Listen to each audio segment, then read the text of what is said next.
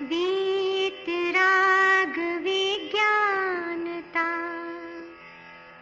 शिव स्वरूप शिवकार, नमः त्रियोग संहार के। वीतराग विज्ञान अर्थात विकार रहित ज्ञान स्वभाव सारभूत है। वो मंगल स्वरूप है और मंगलकारी है।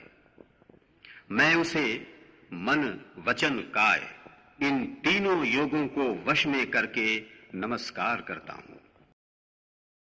6 डाला परम मांगलिक ग्रंथ है। पंडित दौलत राम जी द्वारा यह लिखी गई है। 6 इसमें ढाल है। 5वीं ढाल का स्वाध्याय चल रहा था और छंद नंबर 2 जिसमें अपन देख रहे थे भावनाओं का फल और मोक्ष सुख की प्राप्ति का उपाय। पंडित जी बहुत सुंदर तरीके से इसमें बता रहे थे कि हम ये 12 प्रकार की जो भावनाएं हैं इसका हमें क्या फल मिले और कैसे हम मोक्ष को प्राप्त हों उसका उपाय भी बताया जा रहा था। दूसरे छंद का पूरा अर्थ यहाँ देखते हैं क्या लिखा है। जिस प्रकार वायु के लगने से अग्नि एकदम भभक उठती है, उसी प्रकार इन 12 भावनाओं का बार बार चिंतन करने से समता शांति रूप सुख प्रकट हो जाता है, बढ़ जाता है। जब यह जीव पुरुषार्थ पूर्वक पर पदार्थों से संबंध छोड़कर आत्म स्वरूप को जानता है, तब परमानंदमय सुख स्वरूप में लीन होकर समता रस का पान करता है और अंत में मोक्ष सुख को प्राप्त करता है। एक उदाहरण के माध्यम से पंडित जी ने समझाने की कोशिश की है कि जैसे अग्नि होती है वो वायु के लगने से बहुत भभकने लगती है, ऐसे ही जब हमारा इन 12 भावनाओं का चिंतन चलता है तो हमारे कर्म भी मानो जल करके नष्ट हो रहे हैं और छूट रहे हैं, और जिसके माध्यम से यह आत्मा पर पदार्थ से अपने को हटा करके स्वावलंबन होकर के अपने परमानंद सुख स्वरूप में लीन हो जाता है, जिसके बल से यह समता रूपी रस का पान करता है और अंत में यह मोक्ष को प्राप्त हो जाता है। ठीक है ना। इसलिए हमें 12 भावनाओं का रोज ही चिंतन करना चाहिए। प्रतिदिन 12 भावनाएं हमारे जहन में आना चाहिए। एक एक भावनाओं का यदि हम 5-5 मिनट भी समय देते हैं तो हमारा जो है एक सामायिक पूरी हो जाती है, अच्छे से सामायिक हो जाएगी। लोग बोलते हैं सामायिक में क्या करें, इन 12 भावनाओं का चिंतन ही कर लिया जाए तो हमारी सामायिक हो जाएगी, हमारा समता भाव प्रकट हो जाएगा और आत्मा में स्थिरता आ जाएगी। तो सामायिक के काल में 12 भावनाओं का चिंतन अवश्य करें। और जब कभी भी ऐसे कोई प्रसंग आए जिसमें हमारा संसार से संबंध बन रहा हो तो उस समय 12 भावनाएं हमारे सामने प्रकट हो जाना चाहिए। ये 12 भावनाएं देखा जाए तो आत्मा को जो है आत्मलीन होने के लिए मजबूत करता है, क्योंकि संसार में प्रतिकूलताएं बहुत हैं और हमारे कर्म के उदय भी बहुत ज़्यादा हैं, जिससे हम जल्दी से संसार में भटक जाते हैं। तो उसके भटकाव से बचने के लिए और अपने में ही लगाव को रखने के लिए ये 12 भावनाएं हमें स्थिर करती हैं। बोलते ना, इनके चिंतन करने मात्र से ही हमारी सारी समस्याओं का समाधान हो जाता है। अब देखिए लिखा है 12 भावनाएं क्यों भाना। प्रश्न है 12 भावनाएं क्यों भावना है? तो 4-5 कारण हैं। आप यहाँ देखिए, पहला कारण है भेद विज्ञान के लिए। 12 भावना क्यों भाई जाती हैं? भेद विज्ञान के लिए। उससे 100 और पर का जो है हम भेद कर सकते हैं, पर से हट कर के 100 में लीन हो सकते हैं। इसलिए भेद ज्ञान के लिए हम 12 भावनाएं भाते हैं। दूसरा, पर द्रव्यों के प्रति राग भाव गल जाता है। इसलिए 12 भावना भाते हैं कि जो पर द्रव्य हैं उनके प्रति हमें किसी प्रकार का राग नहीं होता है, फिर उससे जो लगाव है वो दूर हो जाता है, ठीक है ना। तो किसी से लगाव, किसी से दुराव, ये दोनों ही हट जाता है और साम भाव आ जाता है। तीसरा कारण दिया है, वीतरागता की वृद्धि होती है। निश्चित ही है, जब हमारा राग द्वेष घटेगा तो विशुद्धि बढ़ेगी, और जब विशुद्धि बढ़ेगी तो वीतराग भाव प्रकट होगा, साम भाव प्रकट होगा तो वीतराग भाव भी प्रकट हो जाता है। तो वीतरागता की वृद्धि के लिए जितनी जितनी हमारी कषाएँ शांत होती जाएंगी, अनंत अनुबंधी कषाएँ शांत हो गई, फिर अप्रत्याख्यान कषाय, फिर प्रत्याख्यान कषाय और संजलन कषाय, धीरे धीरे क्रम क्रम से उसी के साथ 9 कषाय, और अंत में सूक्ष्म लोभ जो है समाप्त हुआ, तो पूर्ण वीतरागता प्रकट हुई, ठीक है ना। तो अंश अंश से कहते हैं जो है बूंद बूंद से घड़ा भरता है, ऐसे ही बूंद बूंद बराबर जो हमारी वीतरागता है, आंशिक जो विशुद्धि है, उस आंशिक विशुद्धि से हम पूर्ण वीतरागता को प्रकट कर लेते हैं। उस आंशिक विशुद्धि में यदि कोई कारण बनता है तो ये 12 ही भावना बनती हैं, इसलिए इन 12 भावना का चिंतन करना चाहिए। और क्या दिया है, कषाय की अग्नि बुझती है। देखिए, कषाय को अग्नि का है, क्रोधाग्नि, कषाय अग्नि, तो ये कषाय क्या है, अग्नि हैं। तो इस अग्नि को शांत कैसे करें, घर आदि में आग लग जाए तो उसको शांत कैसे करते हो, शीतल जल से। शीतल जल को डालो तो अग्नि क्या होती है, शांत हो जाती है। ऐसे ही हमारे कषाय की इतनी अग्नि लगी हुई है जिससे हमारा आत्मा बहुत दुखी है, तो उसको कषाय को शांत करने के लिए हमने 12 रूपी भावनाओं का जल लिया और उस कषाय की अग्नि में डाला, तो वो अग्नि जो है धीरे धीरे शांत शांत होते हुए पूर्ण रूप से शांत हो जाती है। ये कषाय की अग्नि जो है 10वें गुण स्थान तक चलती है। पहले गुण स्थान में तो बहुत भभकती है अग्नि, जैसे कोई भी आया तो उनको स्वाहा कर देगी। तो ये धीरे धीरे धीरे अग्नि शांत होती है और 10वें गुण स्थान में पहुँच करके सूक्ष्म लोभ बसता है। चिंगारी तो चिंगारी है भाई, ध्यान रखना। अग्नि चाहे बहुत बड़ी हो और चाहे बहुत छोटी सी हो, और वो चिंगारी भी यदि अपन ने उसको शांत नहीं किया तो वो चिंगारी भी न जाने कब बहुत बड़ा रूप ले ले। तो ये छोटा सा लोभ भी हमारे लिए बहुत ज़्यादा खतरनाक हो सकता है। इसलिए उस 12 भावनाओं के चिंतन से उस लोभ की चिंगारी को भी शांत कर दिया जाता है और पूर्ण कषाएँ शांत, अग्नि शांत, और बस एक वातावरण शीतलता का, शांति का और आनंद का बन जाता है, ये 12 भावनाओं का चिंतन करने से। एक कारण और दिया है, इसे समझ लें। विपत्तियों में धैर्य और संपत्ति में विनम्रता प्रदान कराती है। कौन? भावनाएं। ये 12 भावनाएं क्या करती हैं? 2 बातें करती हैं। विपत्तियों में धैर्य, जितनी भी विपत्तियां आती हैं, देखो सांसारिक अवस्था है या मुनि की भी एक अवस्था है, मुनि के जीवन में भी एक विपत्तियां आती हैं, बहुत कर्मोदय में आते हैं, उपसर्ग भी होते हैं और परिचय को जीतना पड़ता है। तो विपत्तियों में धैर्य, जितनी भी हमारी प्रतिकूलताएं सामने खड़ी होती हैं, आपत्तियां विपत्तियां आती हैं, उनमें धैर्यता यदि आती है तो किससे आती है? इस 12 भावनाओं से आती है।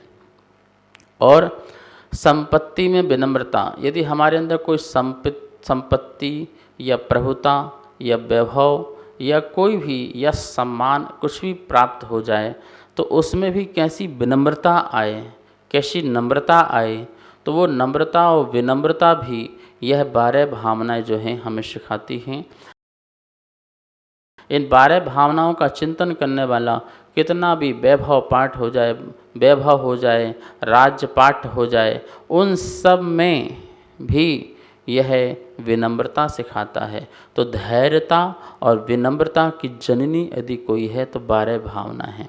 धैर्यता और विनम्रता की कोई माँ है तो वह है 12 भावना। तो ऐसी धैर्यता और विनम्रता की भावना को भाना हमारा कितना परम कर्तव्य बन जाता है। हम सोचते हैं कि हम क्यों भावना भाएं, हमें क्या लाभ है। तो आचार्यों ने कहा कितना बड़ा लाभ है। लाभ यही है कि तुम्हारी विशुद्धि बढ़े, लाभ यही है तुम्हारे परिणामों में निर्मलता आए, लाभ यही है हम शांति से अपना जीवन जिएं। दुनिया में लोग बहुत ही कमाते हैं, बहुत वैभव इकट्ठा करते हैं, पर उनके पास शांति नहीं रहती है। बड़े बड़े भक्त मेरे पास आते हैं, बोलते हैं गुरुजी कर्म भाग्य के उदय से आज हमारे पास सब है, गाड़ी घोड़ा सब है, क्या नहीं है वैभव, बस पारिवारिक जीवन में शांति नहीं है, या मेरे स्वयं जीवन में शांति नहीं है, मानसिकता दुख बहुत ज़्यादा बना हुआ है। तो भैया उस मानसिक दुख को दूर कैसे किया जाएगा? कोई उपाय नहीं है संसार में भौतिक पदार्थ कि जिससे मानसिकता का दुख दूर किया जा सके। मानसिकता का दुख यदि दूर हो सकता है तो वो भावनाओं का चिंतन करने से। भावनाएं मतलब क्या? वस्तु का यथार्थ चिंतन, जगत का यथार्थ चिंतन होना। संसार, शरीर और भोग, इन तीनों पर टिका हुआ है। संसार, शरीर और भोग, इनका यथार्थ स्वरूप का चिंतन हो जाए और वैसी हमारी श्रद्धा बैठ जाए, और श्रद्धा के साथ साथ वैसे ही हमारा उसमें चारित्र और आदत में आ जाए, तो हम परम सुखी हो सकते हैं, परम आनंद को प्राप्त हो सकते हैं। तो महानुभाव, हमें ये भावनाएं जो प्राप्त हुई हैं, और इस भावनाओं के लिए कितनी आचार्यों ने क्या बोलते कि चिंतन करके अलग अलग प्रकार से 12 अणुव्याख्या कुंद कुंद आचार्य ने बहुत सुंदर लिखी हैं, और प्राकृतिक गाथाएं हैं, प्राकृत की गाथाएं हैं। आपको 12 अणुप्रेक्षा जरूर पढ़ना चाहिए। और हमारे कार्तिकेय स्वामी ने एक ग्रंथ ही लिख दिया, अनुप्रेक्षा नाम का एक ग्रंथ लिख दिया, कार्तिकेय अनुप्रेक्षा। तो अनुप्रेक्षा नाम का एक ऐसा ग्रंथ लिखा जिसको पढ़ने से इतनी शांति मिलती है, इतना आनंद आता है। आप पढ़िए कार्तिकेय अनुप्रेक्षा, पूरा का पूरा 12 भावना का इतना सुंदर और इतना बृहत रूप से वर्णन है, हमें कहीं पढ़ने को नहीं मिलता है। और ये 12 भावनाएं जो हैं हमारे जैन दर्शन में ही मिलती हैं, जैन धर्म में मिलती हैं। अन्य धर्म में कहीं भी इन 12 भावनाओं का कहीं जिक्र नहीं आता है। एक एक दो दो बातें तो मिलेंगी, लेकिन पूर्ण 12 भावनाओं का बहुत सिस्टमेटिक, कि जहाँ श्रद्धानपरक और तत्वपरक बातें मिलें। और भी बहुत सारे आचार्यों ने, कवियों ने तो बहुत सारी भावनाएं लिखी हुई हैं, जैसे मंगत राय जी ने लिखी है, बुद्धजन कवि ने लिखी है। तो ये बहुत सारे कवियों ने तो 12 भावनाएं लिखी हुई हैं, और आचार्यों का भी बहुत बड़ा योगदान रहा 12 भावनाओं का। बड़े बड़े आचार्य लोगों ने बहुत सुंदर सुंदर गाथाएं, श्लोक, कारिकाएँ आदि इसकी लिखी हुई हैं। हमें उनसे सारी 12 भावनाएं इकट्ठे करो, सारे आचार्यों की इकट्ठी करो, रिसर्च करो। किसी को पीएचडी करना है तो पीएचडी भी करो 12 भावनाओं पर, अनुप्रेक्षा पर आप क्या करें, पीएचडी करें, और देखो कितनी सारी अनुप्रेक्षा में कितनी सारी बात निकल के आई। इसी का ही पूरा रिसर्च हो जाए और अच्छी तरीके से इसकी प्रस्तुति कर दी जाए, तो देश विदेश में बैठे हुए लोग जो हैं अपने जैन धर्म से प्रभावित हो सकते हैं कि जैन धर्म में इतनी बढ़िया बातें लिखी हैं। ये 12 अनुप्रेक्षा तो बहुत ही साइंटिफिक हैं, बहुत ही वैज्ञानिक हैं। हम लोगों ने अपना प्रस्तुति बहुत अच्छे से नहीं किया है। यदि हम जगत को बताते कि महावीर स्वामी ने इस प्रकार की बातें कही हैं, ये लाइफ स्टाइल है, ये आर्ट ऑफ जीवन है, ये 12 भावना जो हैं ये आपका जो है बहुत सुंदर जीवन बनाने के लिए है, जीवन को बेहतर बनाने के लिए है। तनाव जो ग्रस्त लोग हैं उनका तनाव दूर करने के लिए, तनाव से मुक्ति कैसे हो, लोग शिविर लगाते हैं, जगह जगह बहुत शिविर लगते हैं, तनाव से मुक्ति, तनाव से मुक्ति, तनाव से मुक्ति। तो क्या कराते हैं, थोड़ा सा वो एक्सरसाइज कराएंगे, थोड़ा सा अनुलोम विलोम कराएंगे, थोड़ा सा योग कराएंगे, रिलैक्स हो जाओ, तनाव से मुक्ति। ऐसे नहीं होती है। जब तक आध्यात्मिक ज्ञान न मिले तब तक तनाव से मुक्ति मिल नहीं सकती है। और ये 12 भावनाएं पूरी आध्यात्मिक हैं, ये हमारे अंदर ऐसा आध्यात्मिक पैदा करती हैं, सच्चाई से परिचय कराती हैं, सच से सामना कराती हैं। सच से सामना कराने में बहुत हिम्मत लगती है। और जो व्यक्ति सच से सामना कर लेता है, ये 12 भावनाएं सच का सामना कराती हैं। आखिर मैं कौन हूँ, मेरा क्या स्वरूप है और मैं क्या कर रहा हूँ, मैं इस जगत को पाने के लिए क्या क्या कर रहा हूँ, जबकि मैं किसी को पा नहीं सकता हूँ और किसी का मैं हो नहीं सकता। कोई मेरा नहीं हो सकता, मैं किसी का नहीं हो सकता। ये सच्चाई का सामना यदि कोई कराता है तो ये अध्यात्म कराता है, ये 12 भावना कराता है। और यदि ये ज्ञान दुनिया को मिलता है, जगत को मिलता है, तो जगत में मैं सच कह रहा हूँ, सब लोग इसके केंद्र खोल के बैठ जाएंगे, सब लोग अनुप्रेक्षा के सेंटर खोल के बैठ जाएंगे। क्यों? क्योंकि आदमी को शांति चाहिए और शांति मिलती है ज्ञान से, शांति मिलती है आध्यात्मिक ज्ञान से, शांति मिलती है भेद ज्ञान से, भेद विज्ञान से, स्वपर ज्ञान से। और जो हमने मिश्र कर रखा है जगत को, शरीर को, संसार को, भोगों को आत्मा से, उसको अलग करने से शांति मिलती है। ये बहुत सुंदर उपाय है। 12 भावनाएं, 12 भावनाओं के नाम आपने याद कर लिए होंगे। और तत्वार्थ सूत्र में एक सूत्र भी है, अनित्य